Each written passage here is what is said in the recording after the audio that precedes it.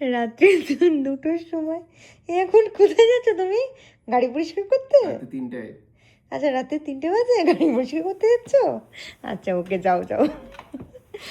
আসলে এত বরফ পড়েছে, যাচ্ছে এই মার্কেটে গাড়ি পরিষ্কার করতে। বাইরে এখন প্রায় -20, -25, কিন্তু কিছু করার নেই।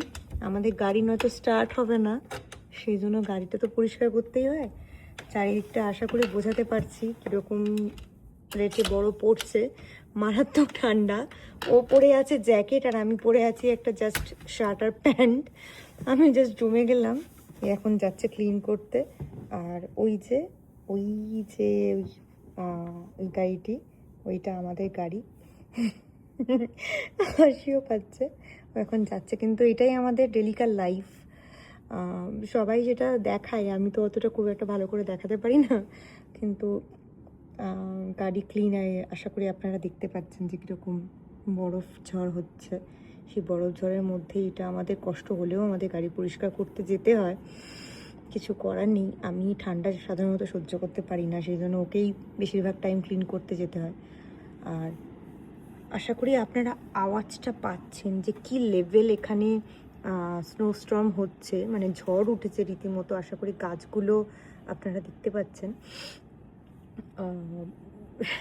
কিছু করার নেই, কারণ যদি কালকের পর্যন্ত যদি ওয়েট করি তাহলে আমাদের গাড়ি হয়তো ফ্রিজ হয়ে যেতে পারে, গাড়ি আর স্টার্ট নাও হতে পারে। তো সেই জন্য আমরা যতটা সম্ভব আশেপাশে, মানে আমাদের ম্যানেজমেন্ট থেকে বলা হয় যে গাড়িটা অ্যাটলিস্ট ক্লিন করে আপনারা যদি গাড়িটা সরানোর মতো অবস্থায় থাকেন, সেটা বেটার হয়। আর আপনাদেরকে একবার টেম্পারেচারটা দেখিয়ে দিচ্ছি।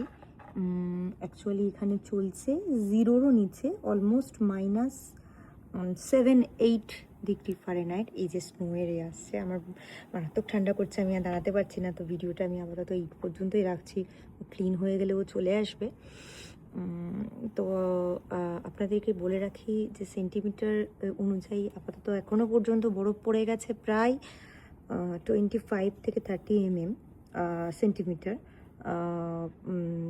সেটা আমি জানাবো আপনাদেরকে কত এ পর্যন্ত। এটা মানে অলমোস্ট প্রায় 3 পা ঢুকে যাবে এরকম 1.5 ফিটের মতো বরফ পড়েই আর কি। তো হোক, ও ক্লিন করে আসুক, তারপর আমি আবার শেয়ার করবো।